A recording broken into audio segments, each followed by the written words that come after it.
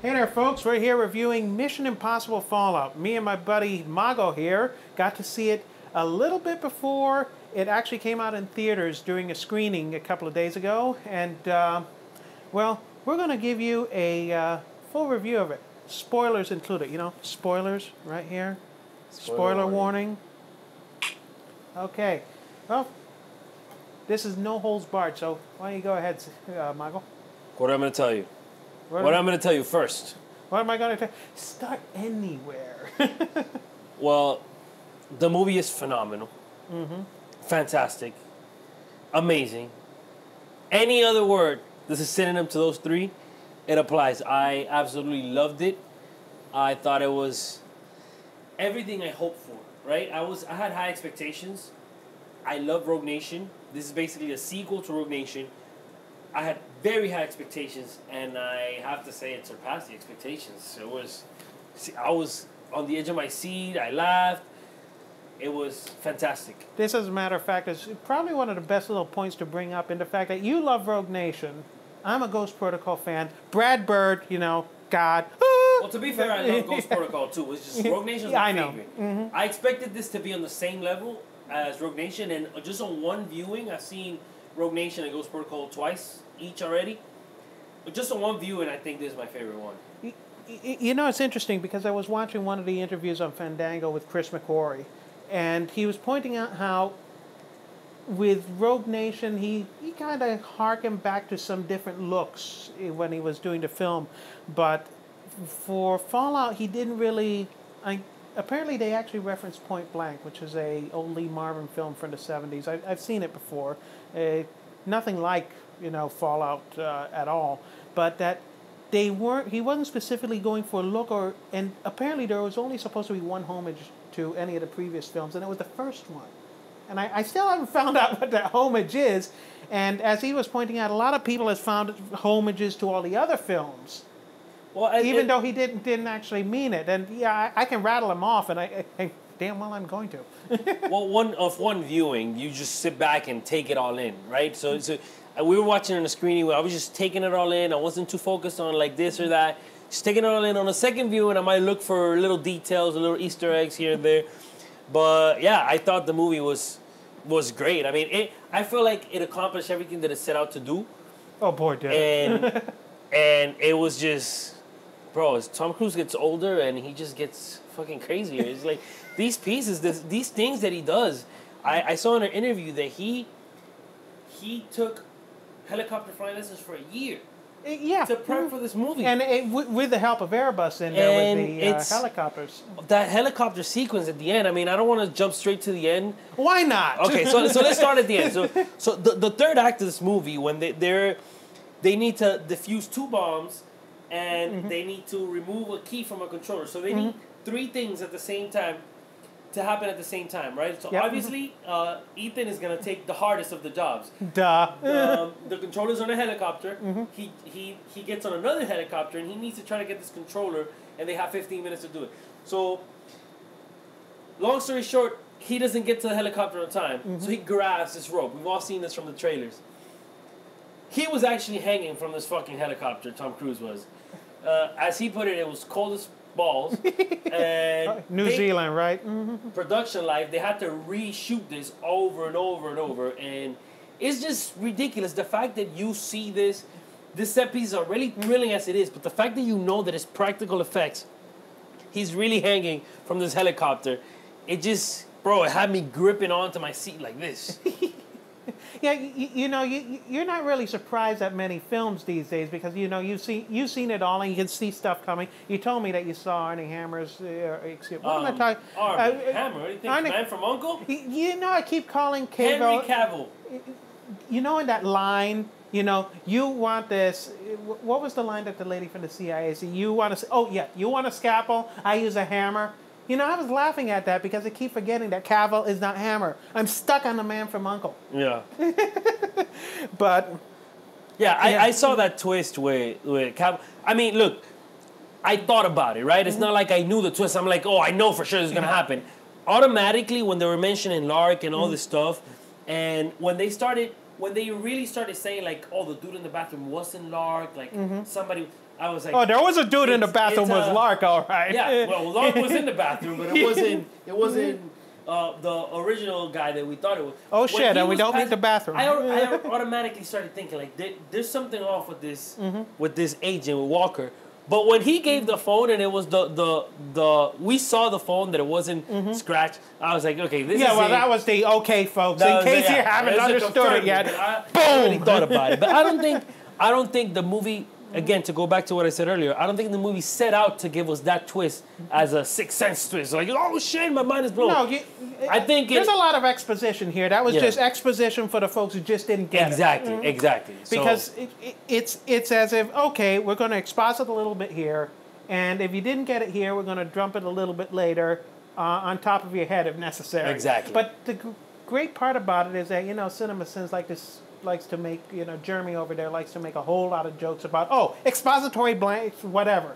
Somehow this film, even though it's expository in some cases, even though in some cases, like all of the films, it gets a little bit talky, you don't think about it when it happens. You don't. And that's one of the best things about the movie is that, yes, is a lot of over-the-top stuff, but it's also, in a way, a lot of the points are subtle. Right? Yeah. So that wasn't like, to go back to your reference, it's not beating your head with a hammer with the twist. And another great thing was that, especially, some of the previous films, well, let's not get into two, but, like one, it's so concentrated on trying to be cool with the dialogue at some cases that, and even 5, that sometimes it forgets the little lighthearted bits, which Brad Bird did so well in Ghost Protocol. This film is able to be a thriller at the same time of just diffusing the thrill and keeping it, well, no, not diffusing the thrill, keeping the thrill and dropping some of the funniest lines you could ever imagine. Yeah. Like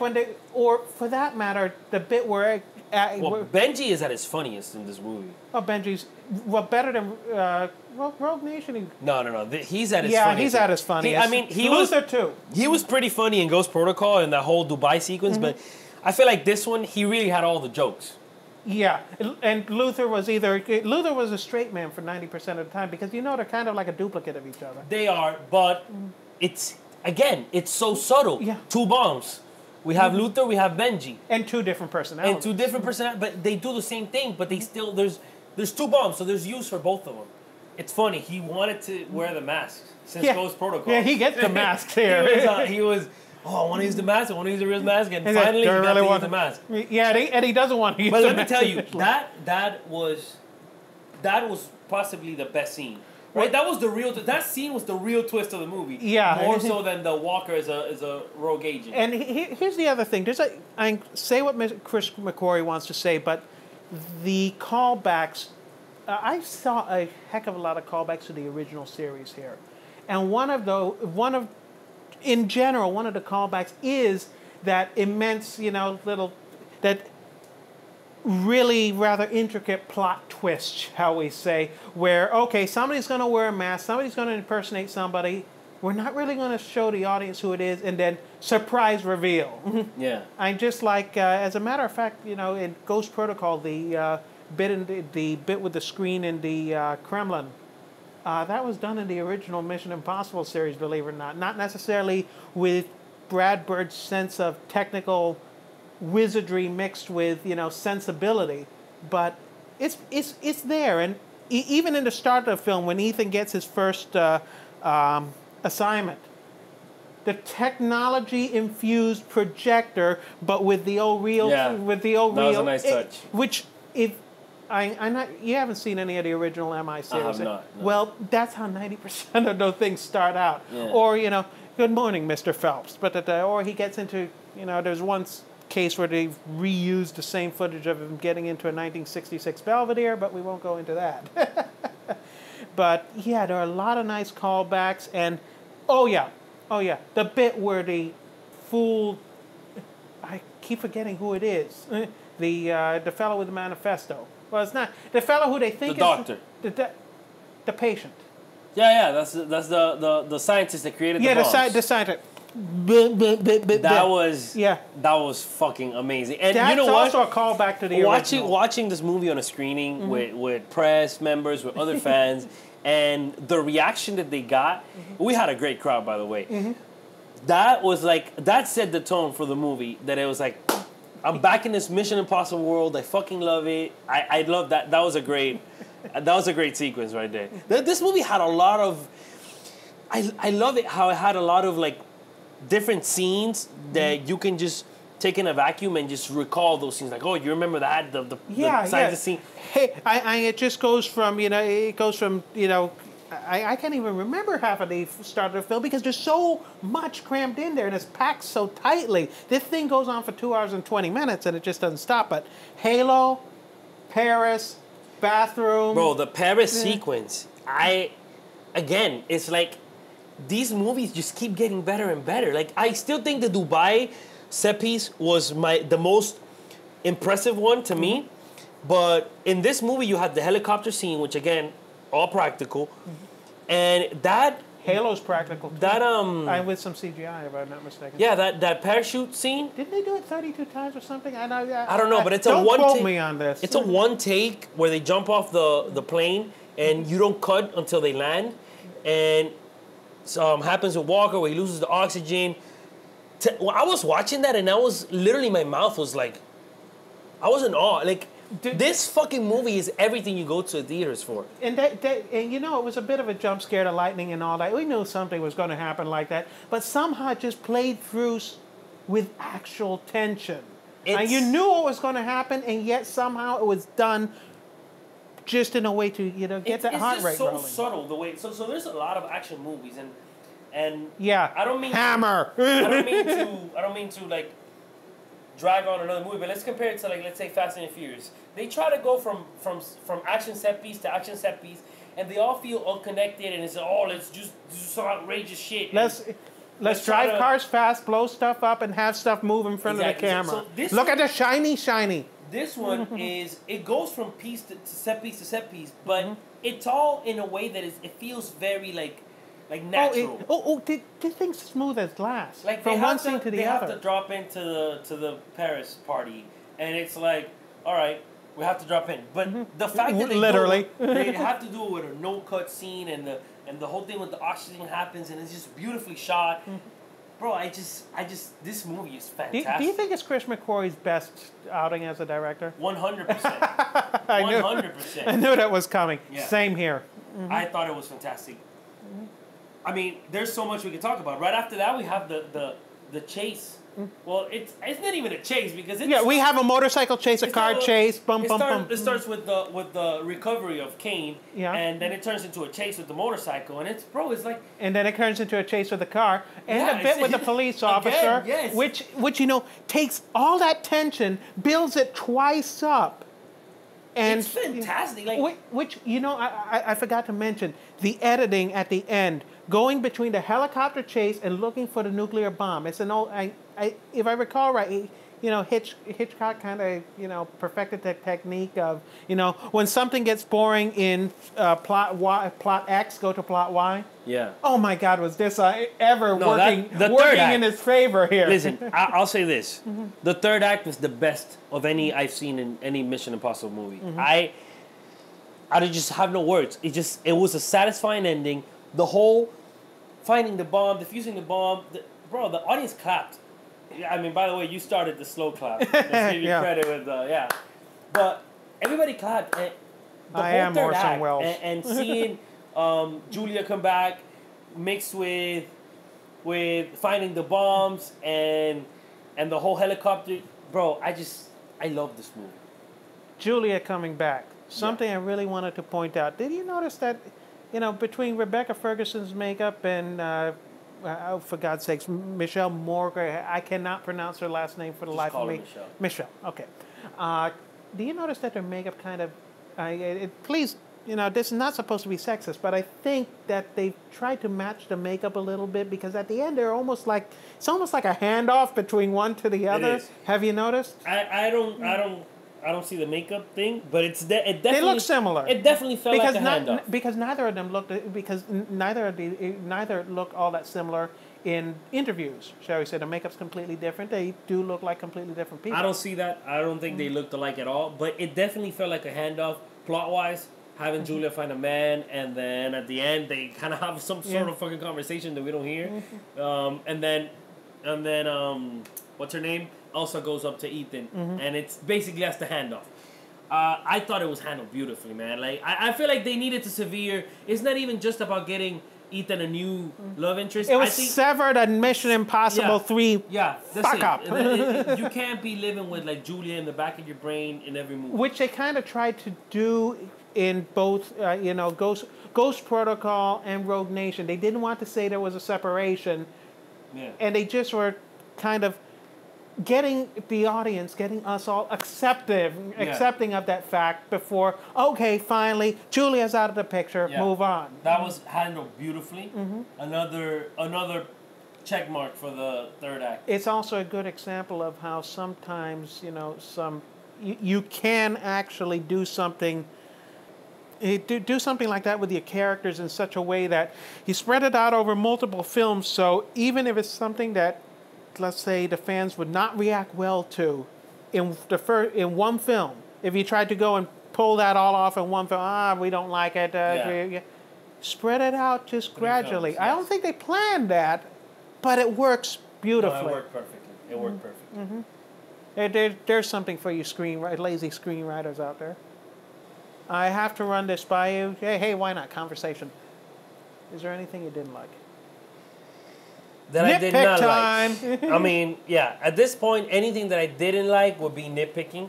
I absolutely love the film. Nitpicking is fun. I would rate it a 10 out of 10. If there's anything that I didn't like, I guess villain-wise, I kind of saw it coming, the whole Walker thing, which it didn't. When it happened, it felt a little underwhelming for me. That's nitpicking. The balance between Walker and Kane was fantastic. Kane felt like the real villain, which was good because we already know him. When he has revenge, there's a part where Walker tells him something about like, this is not about the mission. This is about you getting revenge. And he says, yes, it's about you feel it because of the history you already have with him. Right, that is built up. And then to not make it repetitive, they brought Walker in. But again, it's only nitpicking. I kind of saw the Walker thing coming. You kind of see it. But I don't think it affected my enjoyment of the movie at all. What about you? Is there anything you didn't appreciate? Well, I did notice that Ilsa's big scratch up there, which wasn't all that big because, she gets hit in the face with a log, really disappears by the time she's talking to Ethan on the side. Yeah, nitpick. But the thing is, I didn't have anything else in my mind. There was actually something awesome I wanted to mention. Yes, I know we had the M moment where Alec, we lose Alec, we lose the secretary. I feel like it has to be that he said, I don't want to be in. Yeah, I figured as much. I don't know the backstory. Somebody must have hold on. Can I interrupt you real quick? Yeah. Because I wanted to say this. We did a podcast, and I wanted to say this, but it was no spoilers. Podcast link below. Yeah. As soon as that happened, as soon as that moment happened, there was only one thing I could think of, bro. And you know me. At the end of the movie, also, you're the new secretary, William Brandt turns around, bro. Is that coming or not? Bro, like, I thought it was going to happen. I hope it happens next movie. Who's the new secretary? Jeremy Renner, let's go. Okay, okay. Listen, Tom, you have your marching orders. We know we want the... Okay, Tom, you have your marching orders. We know who the secretary is supposed to be. We want him. Let's get it. Another nitpick. Yeah. I love Brandt. I'm pissed off he wasn't in the movie. I know why.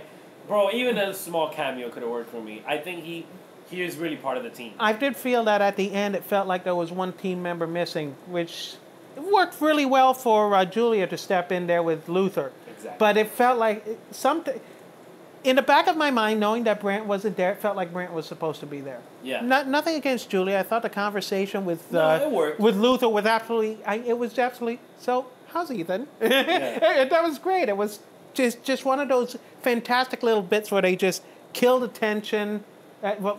In between the tension, give you this lighthearted moment, almost not quite a Brad Bird style, but just this lighthearted moment that just makes it. It just makes the film that much more endearing. And speaking of endearing, going back to Alec Baldwin, I just love the fact that he went out in a blaze of glory. No, you know, he was fantastic. yeah, it's like, bro, like the part. okay, here's an old middle-aged guy to let me tell you. And the part where he turns around and then. Sorry if I offended any old middle-aged guys. You should put your foot down, bro. Nobody else is you slipping. The part where they catch Walker in the act, and Walker obviously does his secret spy shit and grabs the gun from him. Bop, bop, bop, empty. And he goes, that one's empty, but this one's loaded. Bro, it was.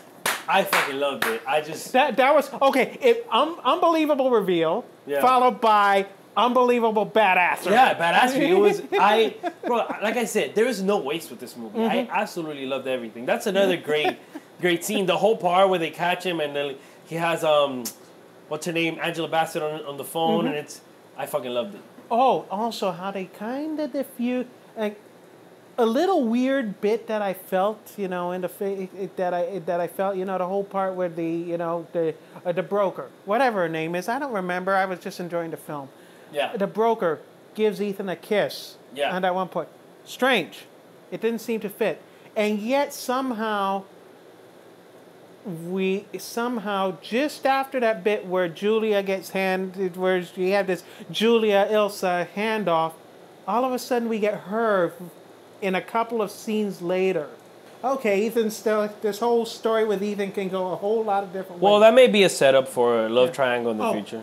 I completely love the fact that Solomon Lane was handed off to MI6 in the trunk of a car. Fuck, it's Lane. I kept saying Kane. Kane, Lane, Michael Caine. Now, I'm a fucking disgrace. No, he just loves Michael Caine. He doesn't know it yet. For saying Kane. Cain and Abel. I'm not going back and redoing it. My name is Michael Caine. Not many people know Lane, that. Solomon fucking Lane. All right. Solomon fucking Caine. That's a little bit weird. Forget that, folks. Can we give a shout out to all those Tom Cruise running montages? Tell you. Speaking of which, this film, it did wind up calling back to a lot of films, no matter what McQuarrie said, and I loved it for that fact because it put in the best parts of films I didn't like. MI2, rock crawling. I can't get through MI2. I get what you're saying. MI3, I really can't stand it. I know you think it's fine. I can't stand it. I think it tried to pull the emotional thing in a very forced way. Yes, it has a fantastic villain, but I don't like the film. I don't like the way it's shot. I don't like the way it's edited. J.J. Abrams, I know that you're the producer, but don't get around to directing, whatever you do. But we got to have a long shot of Tom Cruise running, which they did in 3. It was the only place where the camera felt locked down, even though it was going 25 miles an hour, and Tom is doing his fast run. This was, bro, like, I was watching and I was like, this man is a fucking treasure. Like, I don't know how old he is. He's 56, I think. 56, bro. He's running at full speed, like you say, bro. And they really milked it, bro. They were like, they give me like 3 shots back to back of just him running. Yeah, uncut. There was one uncut. There was one where he jumped over a building. Oh, yeah. Well, I actually feel that a lot of those running bits, not only was it in London, it was showing Spectre, your opening sequence sucked. Yeah. Okay, slow walk with gun with Daniel Craig jumping, leisurely walking over a building and walking. You can't make walking at the edge of a ledge 10 stories up any more boring than they did in Spectre.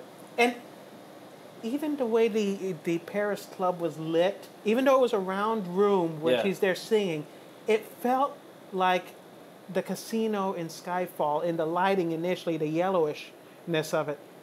And it all felt... There's a lot of bits here, which I'm not sure if it's intentional or not. It doesn't matter, but it winds up feeling like...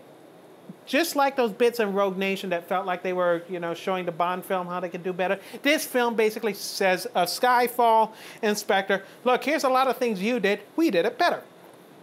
I agree with that. I love the Bond films. Casino Royale is one of my favorite movies. Fair point. I like this franchise better. I like, it's not about comparing Ethan to James, but the team aspect of the Mission Impossible films, I find it very enjoyable. I think that's one of the pluses that Mission Impossible has. And also, it's just what you said. It's just, it's just the action sequences look better shot. It's just The other thing is they've really tried their best to make every single scene entertaining and not dragged down. The Bond film has been in its realistic drudgery for so long that watching it is just watching drudgery. Yeah. It's like, Jesus Christ, cheese and rice. Why do I want?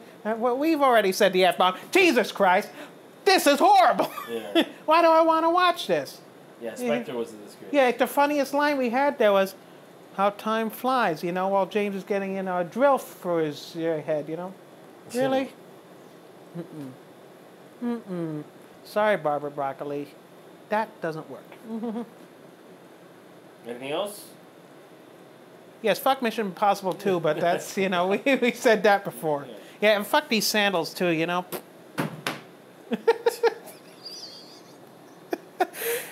I think that concludes it, don't you? Well, any final thoughts on the movie? Go see it. Yeah, That's your mission. I agree. Go see this movie. You will not regret it. This movie is the reason you go to a theater, get some popcorn, get some soda, just sit back and just enjoy it. Yeah. Just don't lose yourself drink in this too movie. much soda. It's a long film. It is long. And you're going to want to go to the bathroom. About to explode when it ended. I fucking jolted over. Listen. Mission Pissing Impossible. It was rough. But yeah, I got through it. It was that good that I had to literally go, and I was like, I'm not missing a fucking second of this film. It was fantastic. Pissing your pants if you have to. Those are my final thoughts. Those are my final thoughts. Go watch. See you guys later. We lost this. See you guys later. Perfect timing.